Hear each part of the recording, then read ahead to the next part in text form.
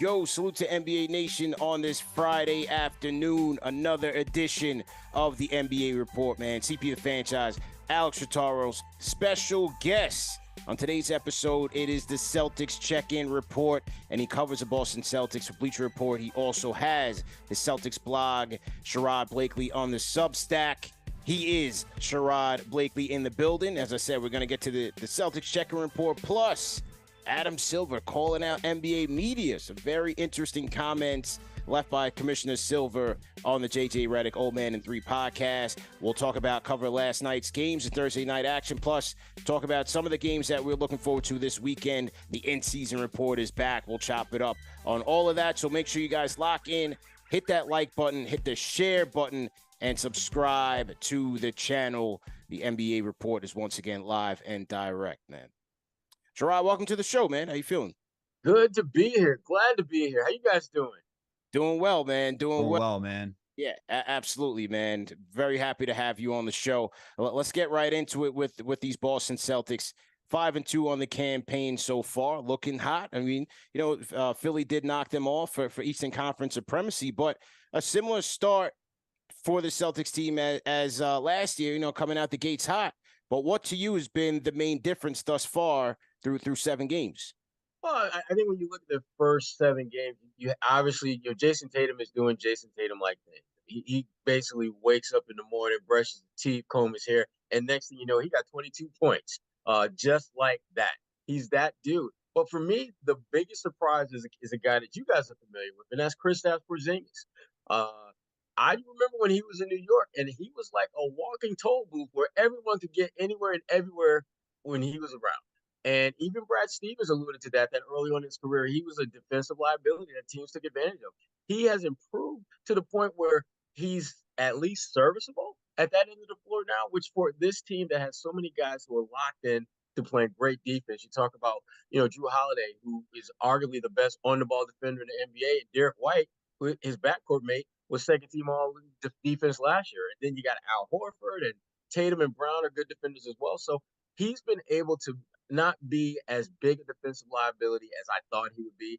I really thought that when they got him that year, he gets you 20 points, but he's going to give him 25. And the first 7 games, he hasn't been as bad as I thought. But again, it's still early. They're still trying to figure out chemistry and rotations and all that good stuff. But Porzingis has been, I think, the one pleasant surprise I've experienced as far as why the Celtics are off to a similar fast start this year. So with their fast start, right, and talk about KP and the defense not being as bad, are you shocked? And is this rebounding legit by the Celtics? Because they haven't necessarily been good at second chance opportunities in the past, and they haven't been the top 5 rebounding. So has that been a surprise for you this season so far? It has been, but Philadelphia game I think brought that back. Was a reality check that maybe it wasn't that you've been just rebounding the ball well. You may have been playing teams that aren't good rebounding teams, because the Celtics went into that game I think is the league's best rebounding team, which to me is mind blowing because that's not who they are. That's not what they do. And Philadelphia just absolutely murdered them on the offensive glass, getting second and third, fourth shot opportunities, and that was a big part of why they lost that game. I think the Celtics at the end of the day are going to be somewhere in the middle, maybe top 10, which to me is a realistic expectation for them. But as far as like a top tier rebounding team, top 3, top 5, I just don't see that happening over the course of the season. And Sherrod, when you talk about the rebounding, that's something that Joe Mazzulla has stated as a point of emphasis, especially on the offensive side, because he has come not under fire, but there's a lot to be made of his insistence on Boston chucking up not chucking, but also increasing their 3-point volume in terms of their attempts. But what he was saying was that he also wants them to be able to offensive rebound as well, because obviously that's going to help you get more threes, but also to be able to get those putback, get those high percentage 2-point shots. What do you make of kind of his pushback on some of that criticism as of late? Well, I think there's been a more conscious effort for them to not shoot as many threes as they have in the past, because the first 4 or 5 games, to me, it was mind-blowing watching Jason Tatum take a 6'4", 6'5" wing, put him on the block, and look to score. And the thing about it, they even though the Celtics are not among the league leaders in 2-point attempts per game, they are among the league leaders in 2-point field goal percentage. I think they're like top 5, top 10. And so that tells me that they're not taking a ton of those shots, but they're getting the ones they want. And I thought the last couple games they got away from that a little bit. They started going back to, they look like 2022 Celtics, where you're taking like 30, 35 threes by halftime. And that's not how they are going to be the last team standing, because at the end of the day, we go through all the different things they got to do and all the different, permutations that they need to have in place. But they got to win a chip. They don't win a chip. All of this season is a waste. And, players have tried to be politically correct in how they say that, yes, it's an important season. No, bro, it ain't an important season. You win a chip or it's a waste. There is no gray area. It's either you listen, get off the fence, because the fence does not exist. You either live in well or you live in woeful. There is no in between for them this year. And rebounding, that's one of those areas that they definitely, it's a conscious effort to get better at that. But the shot taking and the shot selection, I think overall so far has been better. But the last couple of games, again, when the shots weren't falling, rather than continue to work at getting good 2-point shots, which they shoot a high percentage in those zones, they started chucking up threes. And Joe, he gets a little defensive when you bring up the fact that his team sometimes gets a little shot chuck happy. And I'm interested to see how they come out against a Brooklyn team that, again, is a typical Brooklyn team. They're feisty. They may not have as many superstar type top players, but they got guys who are gamers.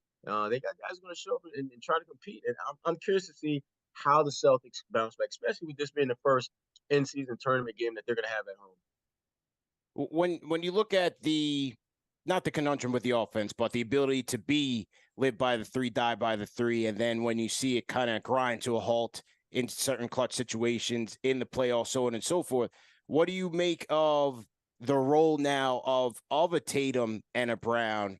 Marcus Smart is gone. They took away that security blanket for them. They did bring in Drew Holiday, but I'm looking at Tatum and Brown and asking, are they going to be able to make those key plays to make their team better in those crunch time situations, so that when things do grind down to a halt, you can rely on those guys to deliver for you in crunch time? The thing that I think they, first and foremost, they have the ability to do that. But what frustrates me and frustrates a lot of folks who watch this team play is that when there are clear moments and periods in the game where they need a bucket, those two guys have a tendency to settle rather than attack, beat their man off the dribble, try to get something going to the basket. Teams will let them settle for the long three. And they need to be better at just recognizing when they need to be uber aggressive and get to the rim and try to get something, that can either get them to the free throw line or something to just take the momentum and swing it a little bit more in their favor. And don't settle for threes. Because when your team is struggling, you're on the back end of a 10-2 run, and your team has missed 4 or 5 in a row, you need to do something that forces that defense to not be comfortable. And to me, the best way you can make a defense uncomfortable is attack them. 3-point shots, yeah, they look cute, and you'll get a little love on post game highlights. But this team's success early on has been built in large part for their ability to get shots at the rim. I think Tatum has finished at the rim with his left hand more in these first 7 games than he did in his damn career. We used to always look at him and think bruh, simple pivot to the left and finish with the left.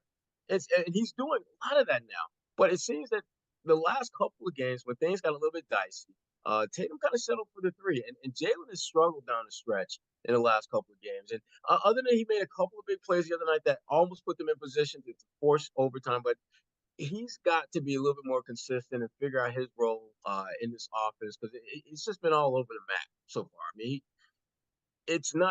hasn't quite figured out exactly what he needs to give the game, as Paul Pierce would like to tell us. Give the game what it needs. Jalen hasn't quite figured out how to do that consistent with this team yet. Very interesting indeed. And once again, we're talking to Sherrod Blakely, Celtics insider, covers the Celtics for the Sherrod Blakely Substack and also for Bleacher Report. So to everybody in the chat, hit that like button, share button, and subscribe to the channel. And Sherrod, when you mention the intrigue when it comes to Tatum and Brown and being able to make those key plays in crunch time, that's where I kind of go back to Porzingis, as you opened with. And yes, he's giving them solid rim protection and defense, but I also look at Porzingis as a guy who could be that tertiary option, someone they could play off of in a pick and roll, pick and pop scenario. Maybe they get him on a mismatch where he's able to shoot over a guy, shoot over a smaller defender. That's why I think that Porzingis addition will get a bit interesting if he's able to make it to the postseason and be durable and last to that point. I think his addition there will be interesting to see as that another guy who can create in that offense. Yeah, one of the early games this season, and I took like a snapshot of it because I wanted to remember that. They were playing, I can't remember which team, but Tatum and Porzingis were in a high pick and roll, and the defense rolled with Porzingis, and Tatum is at the elbow with no one guarding him. When the hell is Jason Tatum going to be at the elbow in a game where he's not going to be guarded at all? And that's, to me, that's the pick your poison dynamic that those two in pick and roll have for teams. You're going to potentially leave a 20-point score wide open, either at the rim or at the elbow, maybe behind the three-point line. And that, to me, is both the challenge for defenses and also the challenge for the Celtics to be comfortable with rolling with that particular set consistently. They did a lot of that, I think, early on. The first like 2 or 3 games, it seemed like there was a decent dose of those two in pick and roll. Haven't seen as much lately, and I think part of that is because defenses are trying to take that away. But if I'm the Celtics, I'm going to be aggressive with that particular pick and roll matchup because I know that it is going to create a mismatch. Most teams are not, they don't have the versatility or size or length to be able to either switch out and have the athleticism to stay with Tatum or have the size and length with Porzingis at the basket. And so, other than Philadelphia, which again, Joel Embiid is a monster. He's a freaking MVP, so he should be good. He gave Porzingis problems, lots of problems. But most of the Eastern Conference bigs, I just don't see being that problematic for Porzingis to be effective in the high pick and roll sets. Sherrod, sticking with the offensive side of the ball, something that's been really impressive to me is Derek White because he's shooting the 3-ball just at a crazy clip right now. 2 seasons ago when he joined the Celtics, he shot 30%, about 4 attempts per game. Last season, around the same amount of volume, he went up to 38, but now he's over 40% this season. Are you buying that 3-point percentage from him? Because if he's able to maintain that type of level of 3-point shooting, him, Drew Holiday back there, that's not only will they give problems defensively, but offensively, that's just to add with Tatum and Brown, that will just add problems because you can space the floor at an even greater level. Yeah, I am buying it. I spent some time talking with his trainer right before he actually came to Boston. And that was something that they spent a lot of time working on, just the ability to shoot from behind the arc. That's something that Derek was not expected to do or asked to do much in San Antonio, and frankly, throughout his college career. And many assume that, well, he doesn't shoot a high percentage back there because he can't shoot. And then all of a sudden he gets to Boston, and they just like, look, we're gonna clip this safety clip off you and just let you run wild. We're gonna open the gates and let you take that shot. And he's been really good and impactful in that regard. And the thing about Derek White that I think many take for granted is his durability. I mean, he's guarding either the best or second best wing scorer almost every night. And when I say every night, I mean every night because he does not miss games other than the birth of his children. That's literally the only time that man will miss games when him and his wife are having the next, little White in the family. And I love the heck out of Derek White because he's just a gamer. I mean, he's not out there flapping his gums. He's not talking smack, but he will dunk on you if you're not careful. He will splash a 3-ball in your mug if you're not careful. He will pick your pocket if you're not careful. He does all of those little things. And for the Celtics, it's great to have a guy who isn't your first, second, third, or even fourth option who can do all those things. And best part, he ain't tripping. He ain't trying to be the number one guy. He ain't trying to be the man next to the man, or even the man next to the man next to the man. He just want to be Derek White. And again, to me, it's one of the reasons why I think the Celtics, aside from talent alone, I think they're one of the best teams in the NBA. But the fact that they have guys who have certain roles that they embrace, and they're not trying to be something that they're not. Y'all know how it is in New York. I mean, if you look at a guy who's a third or fourth option, you know that dude wants to be number one. Yeah. And having a guy like Jalen Brunson around, that helps you guys in that regard because Jalen, he's that dude. But Julius Randle is Julius Randle, and RJ is RJ. And so it's just like you start looking like, damn, Okay. But in Boston, Tatum and Brown know that they're the 1A, 1B. And Tatum knows he's 1A, and Jalen is cool being 1B. Getting the kind of cheddar he getting, I'd be cool being 1B, C. I'd be good with being 1Z if I'm getting that kind of cheddar. And the other guys understand their role. Porzingis, like we talked about before, he's at best your number 3 option. I don't know a lot of teams that got a 25 and 1.5 blocks per game guy who's the number 3 option and is perfectly fine being the number 3 option because y'all know what it looks like when he's trying to be that number 1. Y'all saw that firsthand. It ain't pretty. They found out, and even being the number 2 is really not that cute either. But now he knows he's a definitive number 3 at best, and he plays like a number 3. He's not demanding the ball unless there are certain matchups and certain points in the game where that makes sense. Whereas, and y'all see this all the time. If you're the number 1 or 2, you're always looking for the ball, especially even when you got an All NBA defender on you, and your teammate has got like the weakest defender in the building, fans included.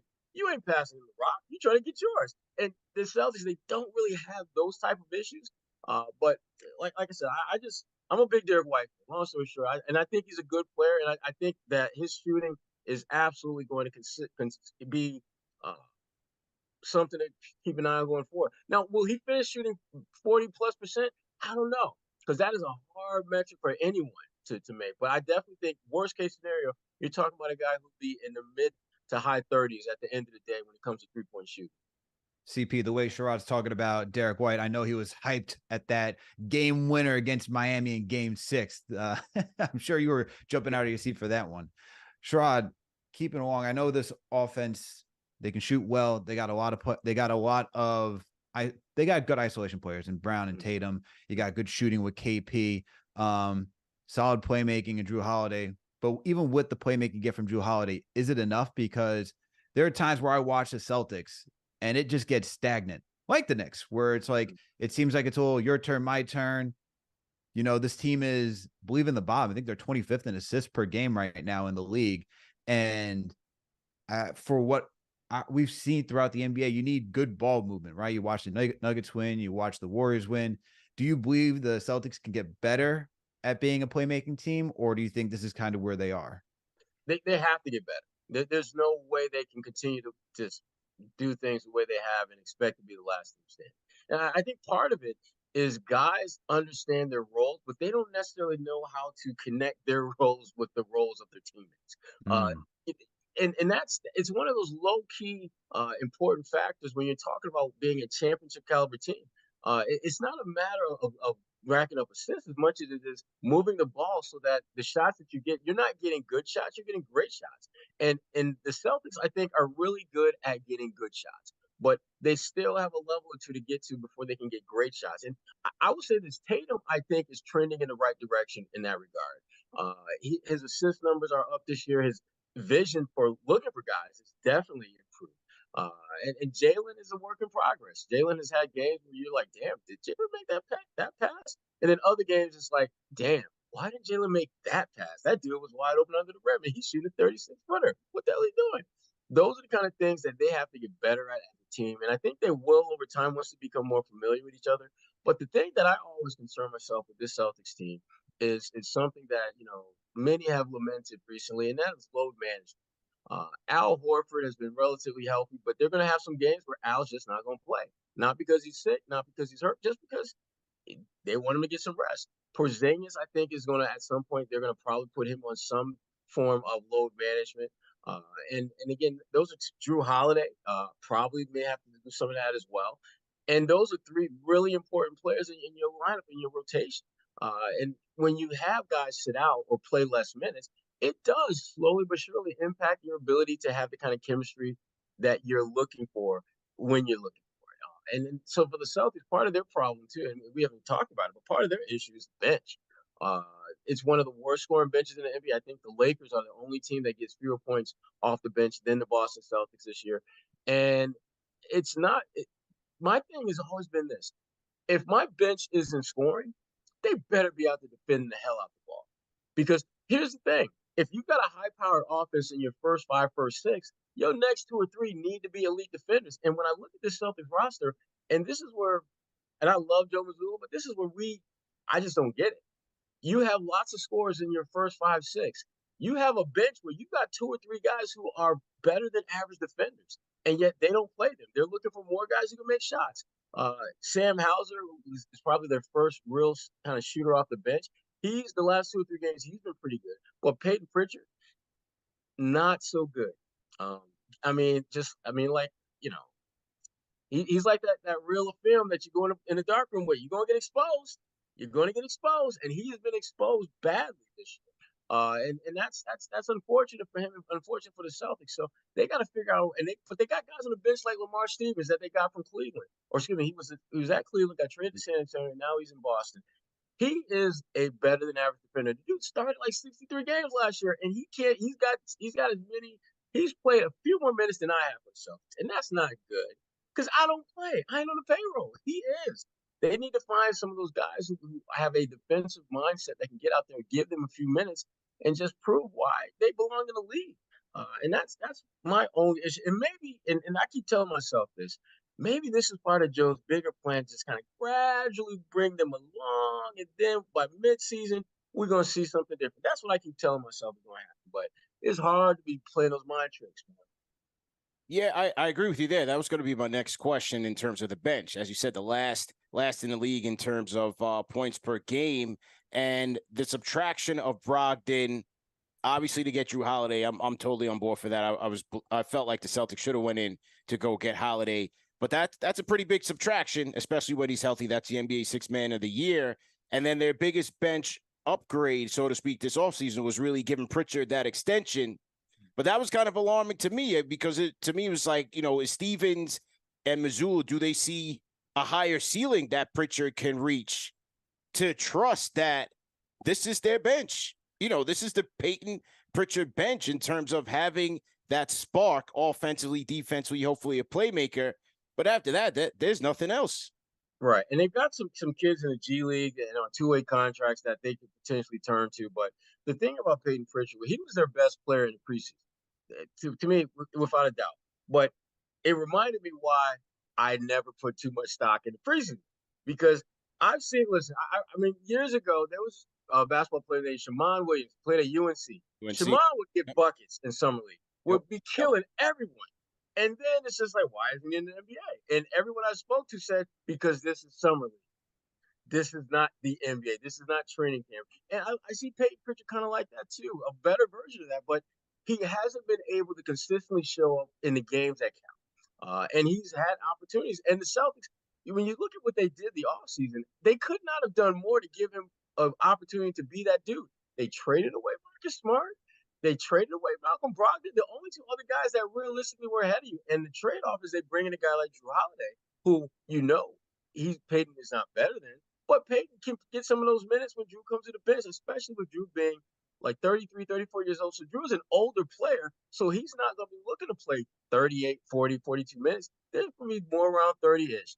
Peyton Pritchard has every opportunity to prove his worth. And the thing that has not happened is just that. He hasn't proved himself worthy to be out there.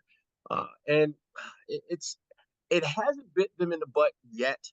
But you get the feeling that unless they address that backup point guard position, or unless Peyton Pritchard looks more like preseason Peyton and not pitiful Peyton, which is what we're seeing now, this is going to be a problem. Once again, we're talking to Sherrod Blakely. You can go catch him over at Bleacher Report, and he's also got his newsletter, sherrod.substack.com. Sherrod, what do you think about the season for the Celtics? Like you mentioned earlier, like they got to get to the chip. So that's it this season. That's the end all be all. They have to win the chip with all the moves that they made. Cashing in right now, nothing less than that. Absolutely. I mean, to me, there is no consolation prize other than the championship. If the Larry O'Brien Trophy is not in Boston, if there are not a duck boat parade for the Celtics in June, this season is a failure. They have been building up to this. They have done. There is nothing more you can do to better position yourself to win a championship than what they've done. You have 2 superstars who are legitimate top. Tatum is a top 5 player in the league right now. Jaylen Brown is probably top 20, top 25. You start going down the line, you got Porzingis, you got Drew Holiday. In the offseason, they made it a mission. We need to get another stretch big, and we need to do something to upgrade what we got going on in the backcourt. You bring in Porzingis, you got the stretch big. You bring in Drew Holiday, who is an All-NBA first-team defender. Oh, by the way, already won a chip. Oh, by the way, was balling out on the Olympic squad.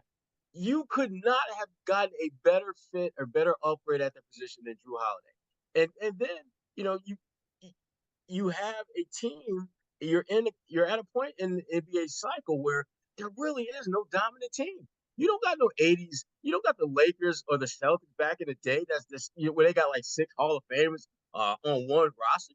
There's no team like that. Denver is a great team, but they're not a dynasty type team. They're not built like a dynasty team, especially when you look at one of the key players, Bruce Brown, bounced to Indiana to get that cheddar, which in much respect to Bruce Brown, he's from the Boston area.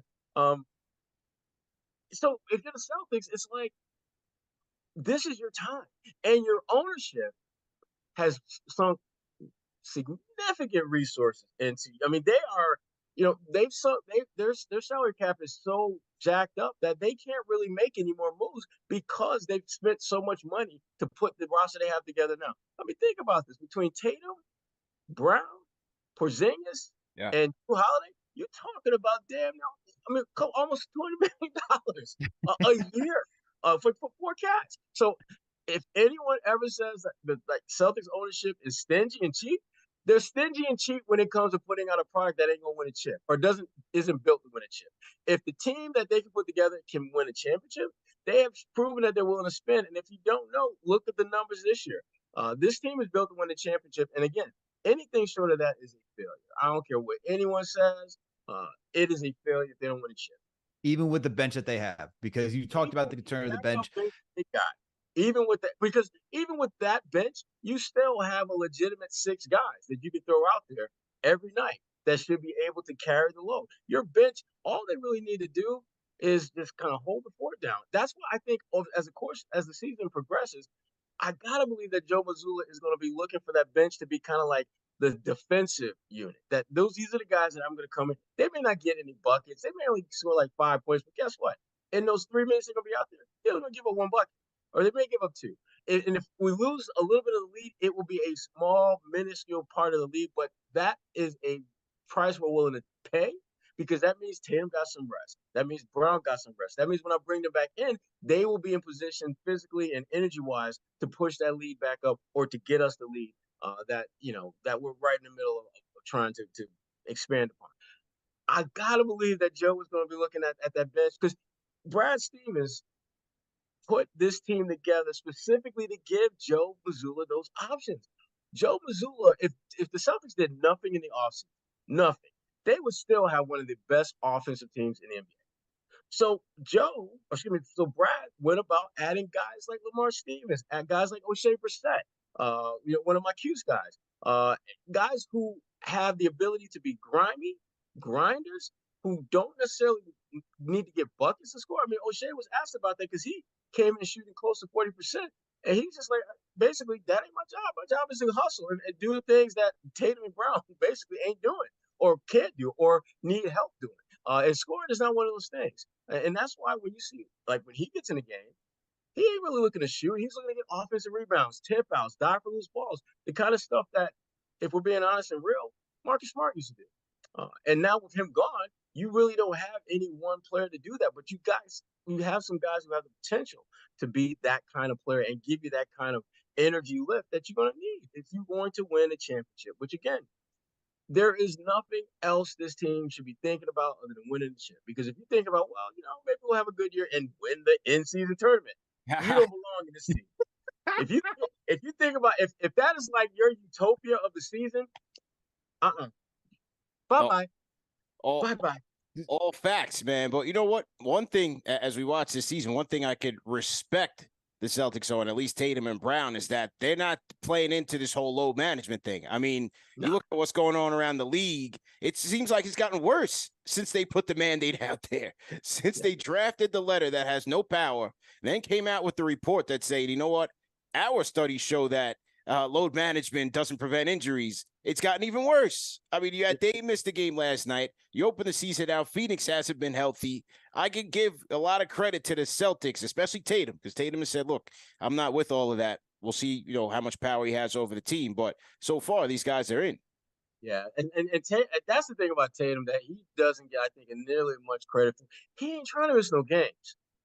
He is not trying to miss. I mean, it's funny. He missed, I think, a game last year or the year before because his son had to be with his son for his birthday, and I think that's a pretty legit reason to miss a game, particularly when you got a young kid, whatever. But for the simple fact of I'm just not going to play just because I want to rest, I want a day off.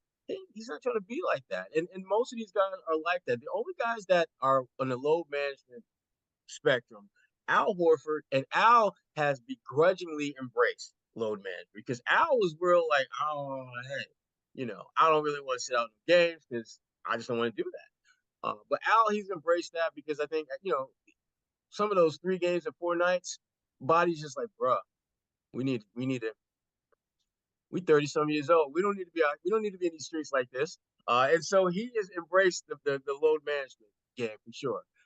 But you're right though. I mean, Tatum is not about that. Jaylen Brown is not about that. And part of that's just the way they're built. I mean, in many ways, they have that old school mentality that if I'm healthy to play, I'm going to play. If I can go out there and help this team, I'm going to do that. And they don't think about the long term impact of playing when they're less than 100%. And now that the NBA has done their research to show that it don't really work, why do it? I mean, and the other thing too, in the NBA, they're not going to say this, but I will because I don't care. Is the NBA knows that that they're showcasing their talent for the next media rights deal. Exactly. And the thing that they have, the one thing that they miscalculated with the whole load management concept, which I don't know why they missed this, but if I'm going to LA and I buy tickets to see the Lakers and I get to the game and I see LeBron James in a nice suit, almost nice as mine, on the sideline, ain't playing, and he's not hurt, he's not sick, he's just not playing for the sake of load management, I'm going to be pissed. And I think the NBA miscalculated how frustrated and angry fans will get when they're spending hard-earned money to go see certain players who don't play for no other reason than the fact they don't feel like playing. That you're messing with your stakeholders in a way that you should not. And the NBA knows that if we don't get this right with the fans and make them feel as though these players are going to show up, that might affect the media rights deals that we get going forward. And so basically, long story short, players, y'all messing with my money is what the NBA is saying. So in order so you to not mess with my money by which you're earning a pretty nice share of, Really? you need to play. You need to be out there playing if you're good to go. And one of the things I think some teams have figured out, like the cheat code, because whenever there's a new rule in place, someone is going to try to figure out how can we skirt the rule, how can we get around it. And one of the things that some teams are doing is they're having guys play, they just don't play as many minutes. So it's like, okay, I spent $600, $700, $800 on airfare, hotel, and all that to see LeBron play 19 minutes. Oh, damn. Yeah. That's a tough one for fans because it's like you sort of got the experience, but you didn't get nearly the kind of experience that you thought you would. And being fully transparent, if I were teams, I would probably go that route if I wanted to still do the whole load management thing without getting that fine from the NBA. Because you can't tell an NBA team how many minutes their best player should play. That is overstepping your bounds. But Adam Silver, look, there is a certain, God, I hate to use the word, but I'm gonna use it anyway. A tough guy, gangsterish style that some leaders have. It's like, this is what I want to do, and this is what we need to do, and you need to step in line and do what we do. And Adam Silver, I again respect for him being, I think, transparent about what he wants to do. Like the in-season tournament, he's been trying to get that done for a while, for a really long time, and it's finally here. And he understands that when he's trying to push the league to do certain things like getting rid of load management, things like that, the bottom line always comes back to this. This is a way for us all to make more money. And the players is just like, I don't want to do that. I don't want to do that. But the minute you make it clear that, you do realize that you are potentially cutting into your own check, then it's like, okay, maybe we should work. get away from this load management thing for a minute. Yeah. And so that's, I love the back and forth between the league and the players on this stuff, because ultimately the minute it comes out that this is something that can make us more money or keep us potentially growing the game, then it's just like, okay, we'll put our differences aside and make this happen. Well, let's definitely hold that Adam Silver point, because with that next segment, we're gonna keep it on Adam Silver for the next segment. But real quick, I want to salute to everybody in the chat, man. The Rhyme Animal Chuck D is in the building. Salute to the Rhyme Animal Chuck D, man. Salute to Dirty Money G5. He says the NBA report is where it's at. Let's go. Who else we got in here? Got you open. My guy got you open. Teddy White says great insight right about now. So shout out to Teddy White. And salute to everybody that's in here, man. Gamba the Bard on the production. Shout out to Will Latimer. M&T says, I need my Raptors respect. All right, Alan, we might have to do a Raptors show next. Raptors fans, they're getting itchy, man. They're getting I'm not going to clown them. I'm not going to clown the Raptors. I enjoy Toronto. No, you can go ahead, Sherrod. Go ahead. Do it. Toronto, I mean, they are who they are. They got a lot of – to me, they're like that really good squad at the park, but none of the pieces really work together. It's like other teams have like a good point guard, good wing, good big. They got a bunch of good wings, but they need someone to kind of bring all that together. They got really good players, but they don't have, I think, a really good team. And to me, they're one of the great examples of what a good team of players looks like, but not really a good team. So I'm hoping they get it together, because listen, for many years I was in Detroit covering the playoffs, and one of my favorite playoff series is when Detroit went to Toronto. Fell in love with Toronto. Love me some T-Dot.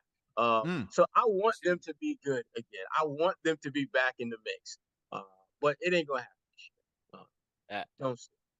Absolutely, man. Once again, we're talking to Sherrod Blakely, Celtics insider, covers the Celtics for the Sherrod Blakely newsletter on Substack and also Bleacher Report. So to everybody in the chat, hit the like button, hit the share button, and subscribe to the channel, the NBA Report. Okay, so Adam Silver, NBA Commissioner Adam Silver, was on the Old Man and Three podcast, JJ Redick's podcast, and he was calling out NBA color commentary. Is the commentary around the league a little too casual? Let's hear what the commissioner has to say, and we'll react to it on the other side of this.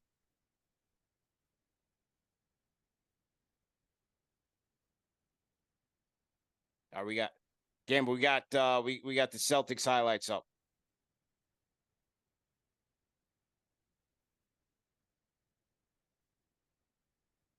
Celtics highlights up.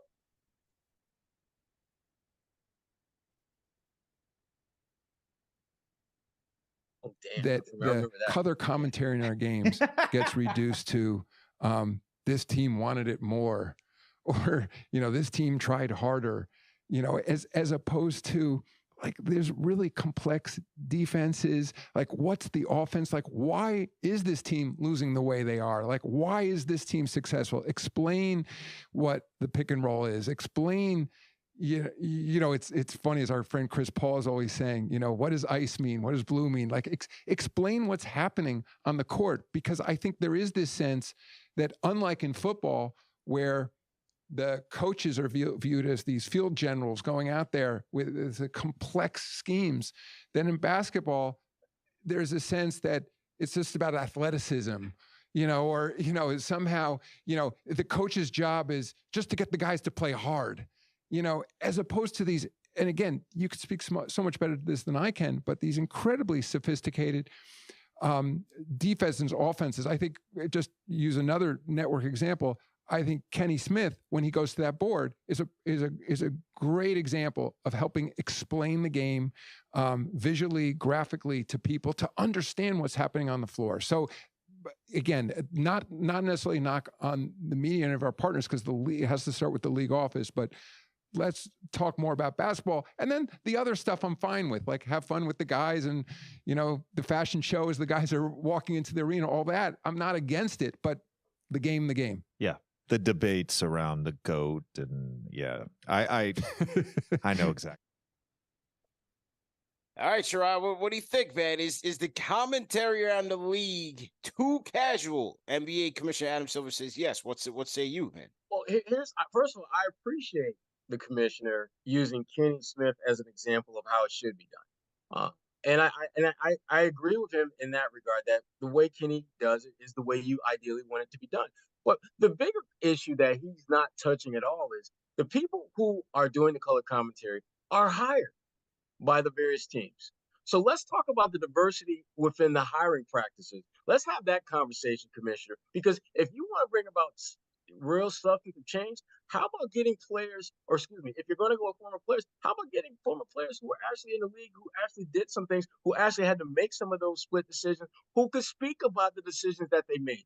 And last I checked, the alumni base of the NBA isn't all that different than the current base of the NBA. It's predominantly people of color. And yet, when you look at most of the color commentators, they don't look like you or me. They don't. And so let's have that conversation, which I know we're not going to have, because that is what we call the necessary but uncomfortable conversations that if you are the commissioner, you don't have to have. When we start getting to the point where we can speak frankly about that type of stuff, then we can see some change. Because he's right. I mean, many times when I'm watching NBA games, I put on the closed caption and I put it on mute because there seems to be a lot of pom-pom waving and cheering, and that's what a lot of teams want in their color commentary. They want them to be fans of the team. They want them to go team go, instead of giving me intelligent, insightful commentary about what the heck is happening on the play. Like if my man, if the team that I'm covering, if my small forward gets beat on a backdoor cut, I should be able to explain where they went wrong in that backdoor cut and explain it in a way that makes sense to the average basketball fan. The problem that, and Adam, he doesn't talk about specifically, but the issue comes down to this: how can we better engage the casual fans? How can we give them an experience that makes sense for them, that they can understand what's going on, and actually walk out of the arenas feeling as though they know a little bit more about this game than they did when they walked in? That doesn't happen. Most people go to a game, they see who won, they see who scored a bunch of points, and that's pretty much the extent of their knowledge bank being filled. What he's talking about, I think, is a great from a conceptual standpoint. But let's talk about the hiring practices that create those positions where this is happening. How is that going? Is there enough? Are they expanding the pool of folks that they're considering for these jobs in a way that would allow you to have people who actually played the game, like Kenny Smith, who can speak about some of the things that are happening, things that he experienced as a player, things that he had to make split-second decisions, to the point where that talk about it is not something he spends a whole lot of time looking over some charts and analytics. That's muscle memory because he lived that. And so when Adam is ready to have that conversation, I'm willing. I'm ready for that. But until then, you just flapping your gums, Chris. That's all you're doing. Yeah, I definitely agree on that point in terms of especially of media, but also there's a lot of tentacles that tie into the league in which it's not representative of the talent in the league. And so absolutely that conversation needs to be had.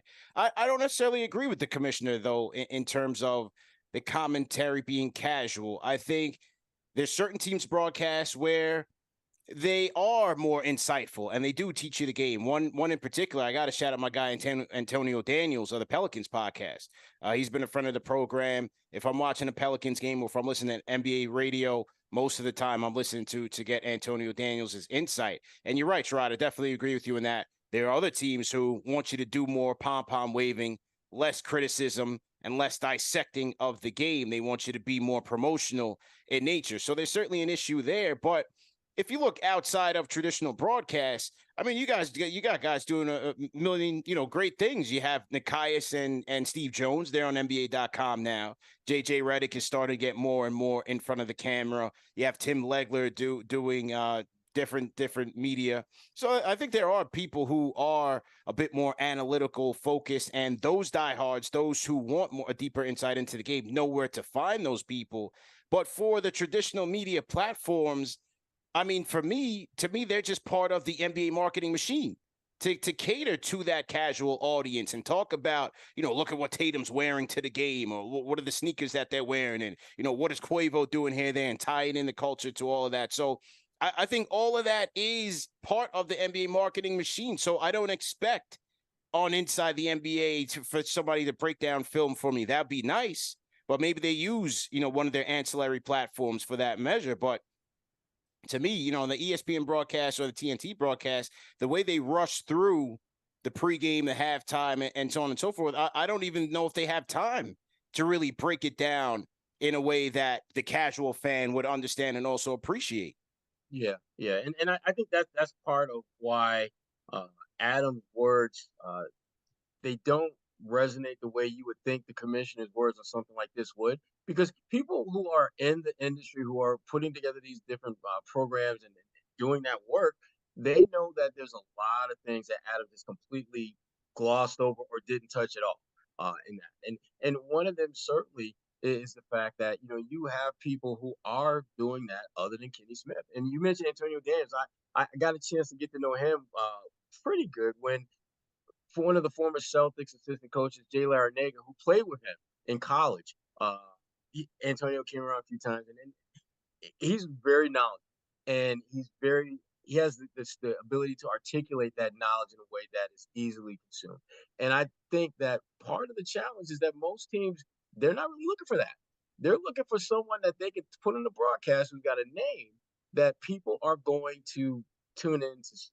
And they don't really care what comes out of the lips of that name. They just care about the face and the fact that it's a name. And I find that again, it's very hit or miss when it comes to color commentary.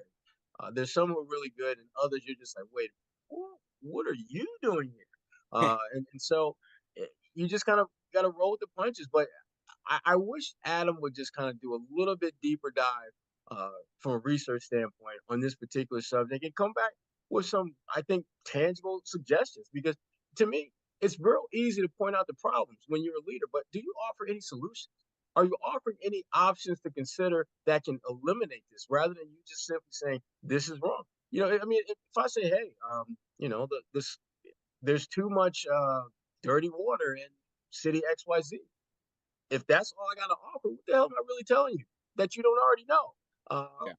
Let me come up with some ideas to make this better. And I'm hoping that Adam will at least give it some thought, or at least get some people around him who will look into this to see what can they do to address this. Because I do think it is an issue that at a minimum, is worth talking about and just really seeing if there's a way to improve that particular part of the broadcast experience.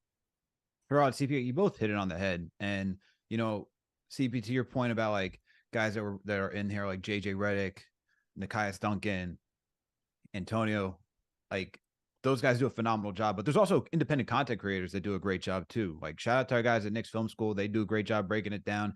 We got a whole bunch of like Instagram pages that are breaking down plays and teaching us things new every day. Like to Sherrod's point, if Adam Silver is serious about that, he can go outside of the traditional media and go to the route that everyone's calling, even us right now, what we're doing, new media, right? And you can go reach out to them and say, hey, why don't we bring some of these guys in, do guest appearances, break down this game, because they're seeing stuff from a different angle that we don't get, that's not covered by everybody else. But then to your point, Sherrod, like having a name out there and everything else, I think there's also a part of like when you tune into like television that these guys like to keep it simple and keep it easy. See, we spoke to Amin El Hassan not too long ago, right? And we talked about the way new media is coming about and like how like we can be insightful and stuff like that. And we also talked about how some stuff is curated to be very simple and easy because that's what it is. It doesn't take that much time, effort to put a lot of work into it and to do the research. And so that's also kind of this thing that we have right here where it's like, all right, so they'll just say, hey, they wanted it more tonight, and then we can call it the end of the day where it's like, does somebody really want to know what a double drag screen looks like? Does anybody really want to know what horns looks like and all these type of sets? And maybe there's people that do, like, I want to learn that type of stuff, right? But then it's like, if you're thinking about the casual stuff and casual fans who want to just tune in and be like, I just want to see like a good game, here's some funny stuff, and then tune out and then keep it pushing for the rest of my week. Like, we also got to consider those people who are there too. True. And I think that's like when Adam Silver says it, I think you can get both of them. You got to know how to interchange it, but don't just come out here and say like, it's just, oh, well, we need more of this and offer no solution, as Sherrod said. The power to change it. He legitimately does. Everyone reports to you. What's that? Everyone reports to you, Adam. So They've got the ability to change it. I mean, their YouTube is popping, the TikTok is popping, Twitter, Instagram. He's got the ability, give those people a platform, give them the microphone, and let them do what they do. But just to me, just the way the NBA is marketed, it just runs counter to his argument because they want to bring in that Gen Z fan. The Gen Z fan is not watching the games. They want the snackable clips. They want the bite size. They want to see the fashion and the culture, and they want to see what Drewski's saying. And 9-minute highlights, baby. 9-minute highlights. They want the highlights. And so, it's a very interesting dynamic there. The last thing I'll say about this is that I also don't like that he said, like, well, sometimes, we don't want to hear that they wanted it more. You know what? At the end of the day, sometimes it is that the other team wanted it more. These guys are also human, man. Like 82 games regular season, like it's a job to them. I'm not saying like I understand like the whole load management stuff and how it's controversial, but at the end of the day, if someone's having a bad day, a bad week, and it's like, yo, these guys are traveling from one place to one place, and it's like, oh man, this is a really long season. Do I really care about game 32 right now tonight? Or do I just want to get home and just chill and relax? And like, even though the players won't say it on camera because that will just hurt the product, like that definitely is a legitimate thing. So I think there is a valid space for saying, hey, tonight the other team just wanted it more, outside of just being out executed. Yeah, and you see it happen all the time. I mean, one team is diving for every loose ball, the other team dives for every other loose ball, and don't get none of them. Turnovers at half court where rather than reach and try to foul a guy, they just look at him and be like, okay, got that layup. Offensive rebounds where there's 3 on one team standing around, and then one guy on the other team just come in and swoop it and put it back in. Come on, we see that all the time. Yeah. It's I love Adam, but sometimes it's like, bro, come on, really? Really?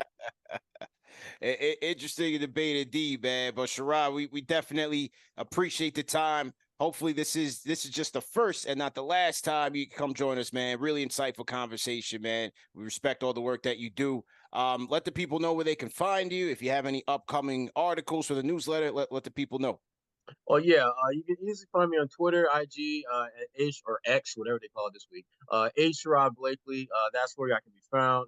Also, I'll be going to the Celtics' first end tournament game against Brooklyn. So the court is going to be looking a little different. And you know how the Celtics fans are about that parquet, a little sensitive. So I'll be writing something for my Substack newsletter about that. And no, it was good chatting with you guys. And I've always got a soft spot for the Knicks because my favorite player, Bernard King. That's right. Love that. Celtics and Bernard King fan.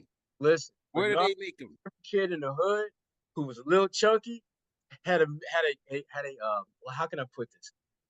Had a vertical that wasn't quite vertical. That you could someday make it to the NBA because Bernard had no lift and yet all he did was buckets. Dominant. And Bernard King is one of the few players that I've met in the NBA where I felt like fanboy around him. Others, I mean, I hung around with Shaq. I've been around, Kobe and all of them. But Bernard King was different because that was my guy. That was like my basketball, Jehovah right there. Bernard King. And he's a good dude. I don't know if you guys ever had a chance to meet him, but he's just a genuinely good dude. He is. And we kicked it about just, how he got to certain spots and how he looked at the court as a grid and not necessarily looking to get specific spots. And I mean, it was just like, okay. So I'm a big Bernard King. Huge Bernard King. All I can see right now is like the gif of Russell Westbrook like hiding as he eats something, and that's Sherrod right now, like rooting for the Celtics, but he sees Bernard King. He's like Westbrook meme. He's the Westbrook meme. Don't make me pick between you and Bernard King. All I'm gonna say is prepare to catch an L. You ain't winning out. There it is, man. Well, Sherrod, good luck tonight. Thanks again for the insight, man, and enjoy the weekend, man. Appreciate you guys. All the best. That was Sherrod Blakely. Once again, you guys can catch him on his Substack, Sherrod Blakely newsletter on Substack, and also on Bleacher Report. Salute to everybody in the chat. Once again, hit that like button, hit the share button, subscribe to the channel, man. A quality guest by none other than the NBA Report, man. This is what we do, man. We try to bring you the best of the best Shout out to the Rhyme Animal Chuck D in the chat. $50 super chat, Al. He says, the rigorous defense, offense complexity of the evolving game has also led to reasons team need rest management. The trade back and forth step backs require different flexibility on lower extremities. Silver should see this evolution happening. Yeah, listen. Team's got to put in that work, man. And look, I think every guy could make a case for sitting the game out, resting the game out. It's a tough game. You're putting a lot of mileage on it. 82 games, back-to-backs, 3 and 4 nights sometimes. Hey, if you're the Knicks right now, I don't even blame you if you want to take a game off because the amount of back-to-backs. Except for the Knicks. We don't do that load management crap. We're playing. We don't. But yeah, I would understand, CP, if they're like, look, man, the NBA did us dirty. We had, what was it, the third back-to-back this weekend? They're going to the Hornets and then the Celtics. Come on now. What are we doing over here? Big time. Salute Cam with the bar. $10 super chat says, they said, don't mess up the brand. When we lose, we win. Hashtag follow the bag. Salute to Gam of the Bard, man. Salute to everybody in the chat. Hit that thumbs up button for you boys. Hit the like button, share button, and subscribe to the channel. The NBA report rocking. Salute to my 2 cents. He says, Sherrod Blakely, great guest. Yeah, man. Absolutely great guest. Good connection there, Al. Great job on that. Booking the guest. And yeah, that's all we do around here, man. We just try to bring on phenomenal guests after phenomenal guests. Yeah. That's what we do. All right, let's go. Let's tap into last night's game. Only 2 games on the docket last night. You had the Milwaukee Bucks visiting the red hot Indiana Pacers, man. The league's best offense. 5-2 Milwaukee going into this one against 5-3 Indiana. And hey, Indiana, no Dame in this game. Big storyline. No Damian Lillard in this one. And Indiana had this Bucks team out there on the ropes early, man. 18-point lead by the Pacers. The Bucks would claw back, led by Giannis's 54 points. They would take a 10-point lead into the fourth. And give credit to the Pacers, man. You had some clutch play by Benedict Mathurin, clutch play by Tyrese Halliburton, and some untimely turnovers by the Greek Freak. And that would allow the Pacers to steal this one, man. 126-124. Pacers go to 6-3, third in the East. Bucks go to 5-3, man. Giannis, 54 points for the Greek Freak with no Dame. Had to do it all for the team. Overpowering the Pacers much of the game. 54-12, 3 assists, 19-25 shooting from the field, but 8 turnovers, including 2 back-to-back in crunch time, Al. Bucks caught the L. What'd you think about this game? They just wanted it more than them, CP. Nah, in all seriousness, I'm sure not having Dame hurt the Bucks. They just need another offensive threat out there. Giannis alone is just not enough. And especially with Middleton trying to shake off that rust, you see that they need another scoring option. I mean, just because the Bucks defense is horrendous, CP. Yeah. They are absolutely woeful. Right now, they're ranked 25th. They were 29th not too long ago. Now they're 25th.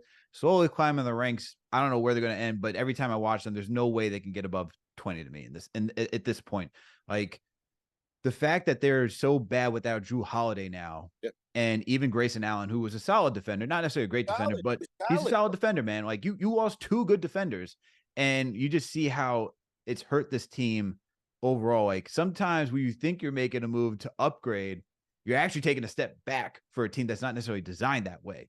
So this Bucks team has got to figure out how to be a potent offense because their defense, even with Dame out there, man, it's going to lack. And the joke of the matter is, CP, the Pacers are the 26th ranked defense.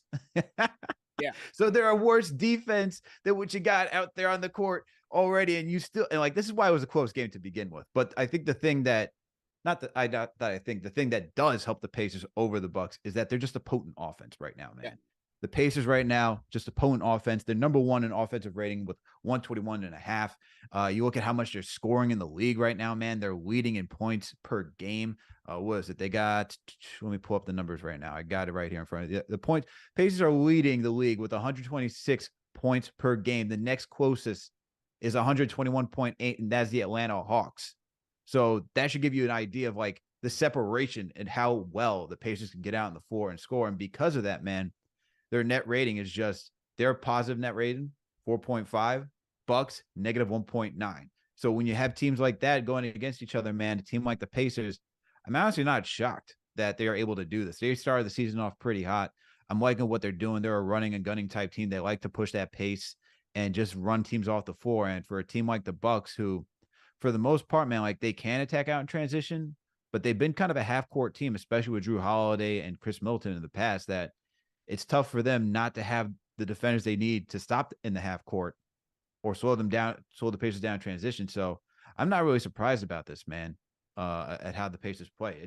It's fun basketball if you like up tempo game, but I'm not surprised about this. What were your thoughts about watching these two teams play?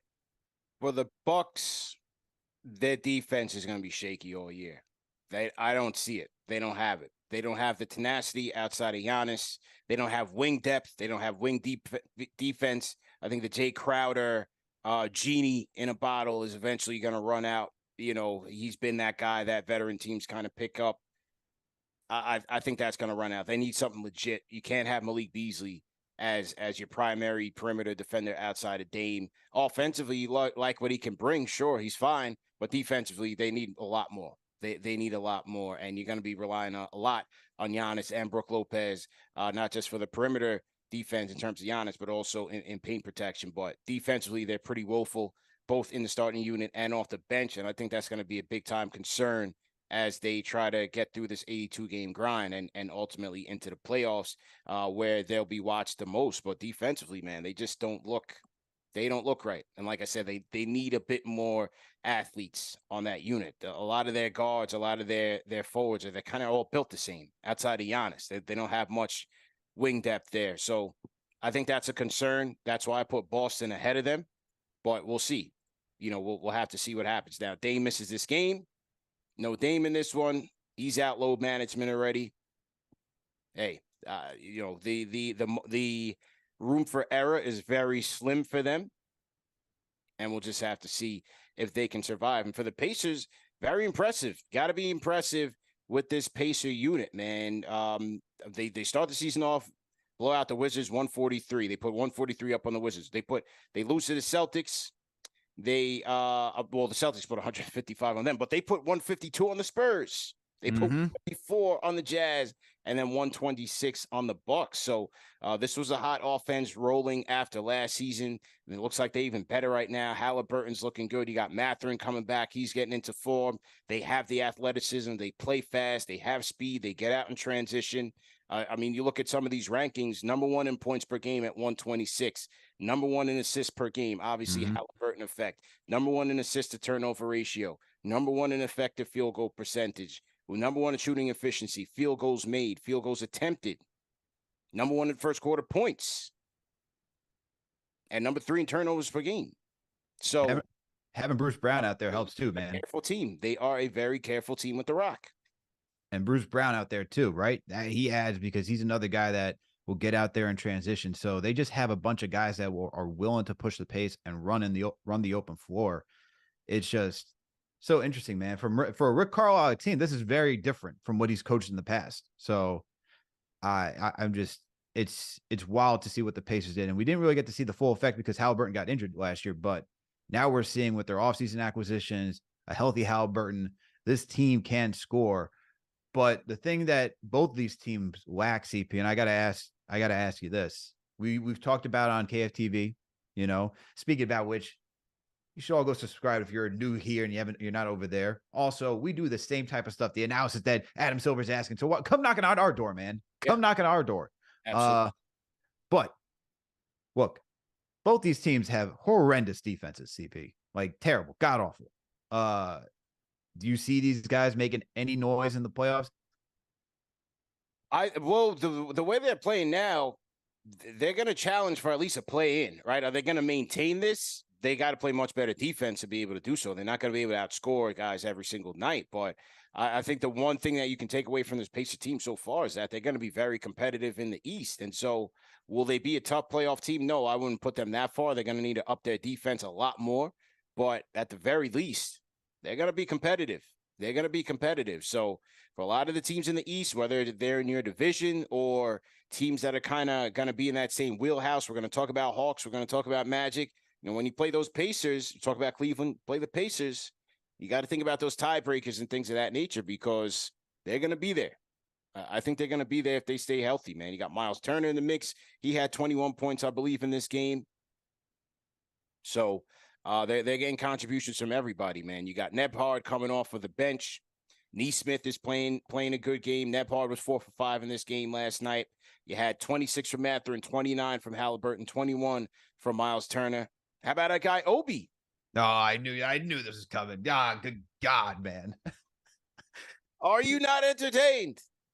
You know, he had 20 something. He had 20 something against the Spurs, by the way. And he shut down Wemby. So does everybody has a day against the Spurs. How about Obi? Mister, I need a start. He needs a start. He plays 13 minutes in the game. 13 minutes. Never closes.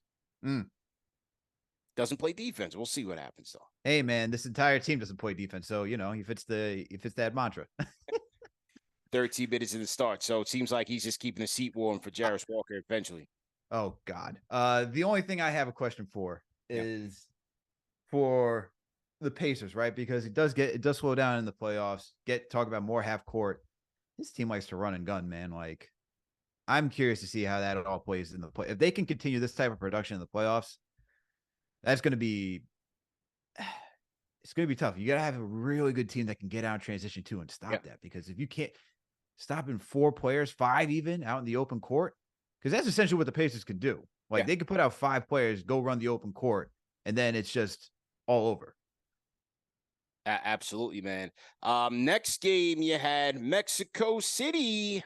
You had the Hawks and the Orlando Magic down there in Mexico City, man. This one was a Trae Young fest. Trae Young with 33 points.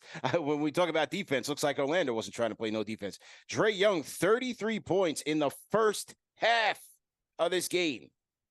An efficient Trae Young for once.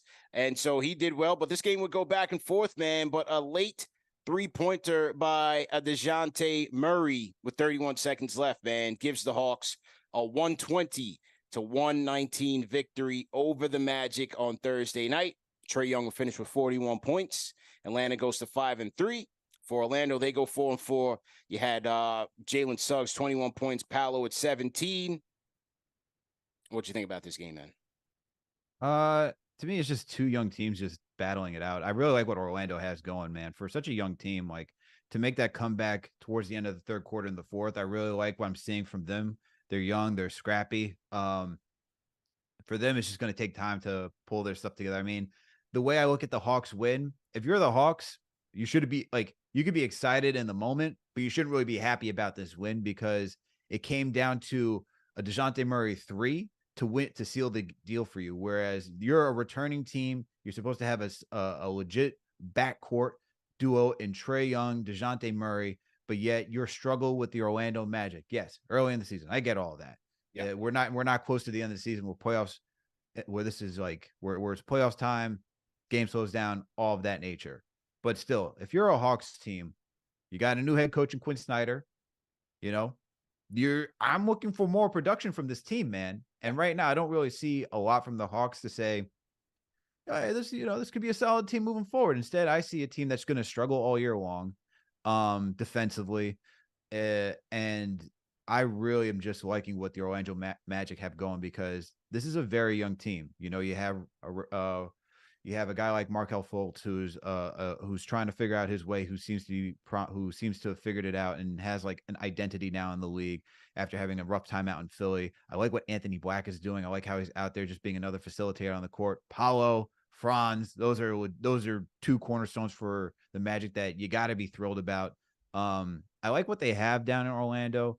I'm more encouraged by how Orlando was able to come back in this game more than the Hawks winning this game. Yeah.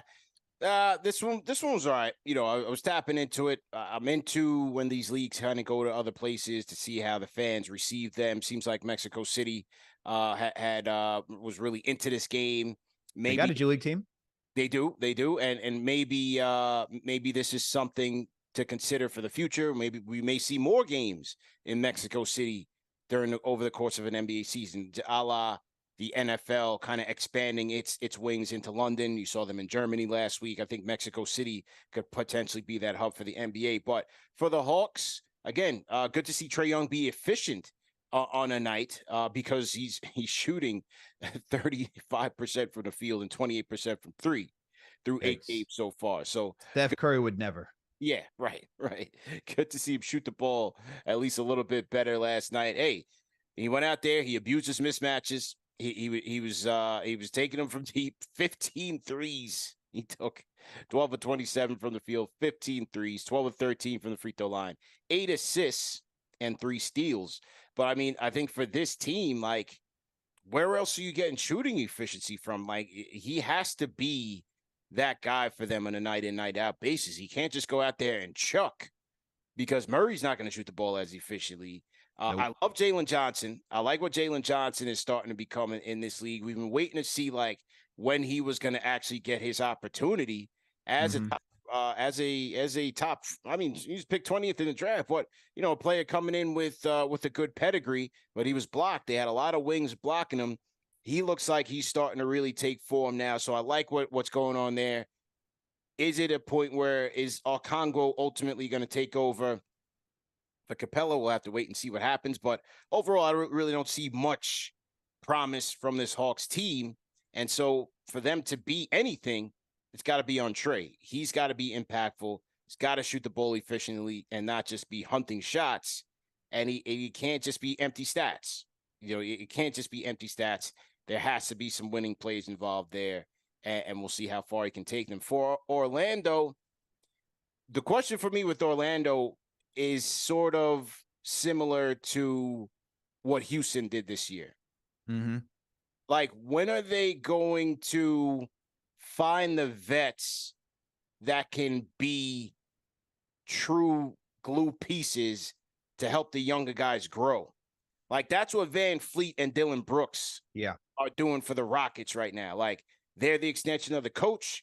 They bring a toughness. From Van Vliet's perspective, he brings a winning mentality, a championship pedigree, which you need.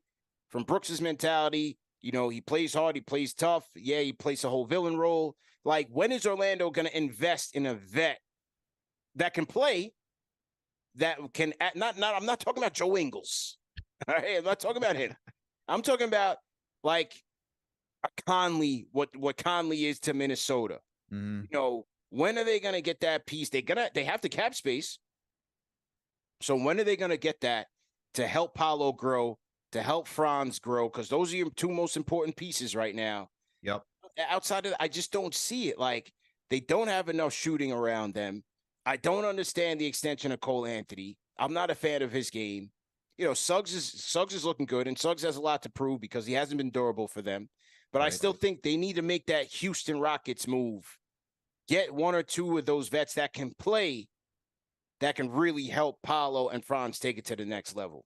Well, that's also kind of what Gary Harris was supposed to be. He was supposed to be like that when they got him. But the thing is, like, they have so many guards now, and that they invested so much into the youth, man, that I think at this point, you got to wait until what happens after this season to kind of figure out what to piece together. Like you said, you got Cole Anthony, you got Jalen Suggs, you got Markelle Fultz, you got Gary Harris. You now got Anthony Black on this team. Like, holy cow, man. Can you just make a decision, right? Like, can you make a decision what you want, what direction you want to go with at the guard position? I think they're going to wait after the end of the season. They got the cap for next year. I think if you're the Magic right now, you just got to see who's the core that you have outside of Paolo and Franz. Who else sticks? Because they're just in talent acquisition mode. And there are just some teams where, we've seen this, man. We've asked the Knicks to do this when they were down god awful, right? It's like, just go get talent, man. You're not at the point where you can just say, all right, we need this type of player to fit in, this type of piece. They're not there yet because we keep coming back to those same two. Paolo and Franz are the only guys. So I think once you get to see if these guys take another step forward, because that's the other thing too. If these guys both take another step forward this season, show that they're ready to compete, then you can go out there and invest. But then the difficult decision is like, do you keep Suggs? Is Cole Anthony just is that your sixth guy? Like, what do you go? And like, he's getting 24 minutes right now, right? Like, I don't really see Cole as the guy that you want to start personally. Like, I don't think he's that dude. This is what I mean. And they got Anthony Black. So, like, where are you trying to go with this guard rotation? No idea.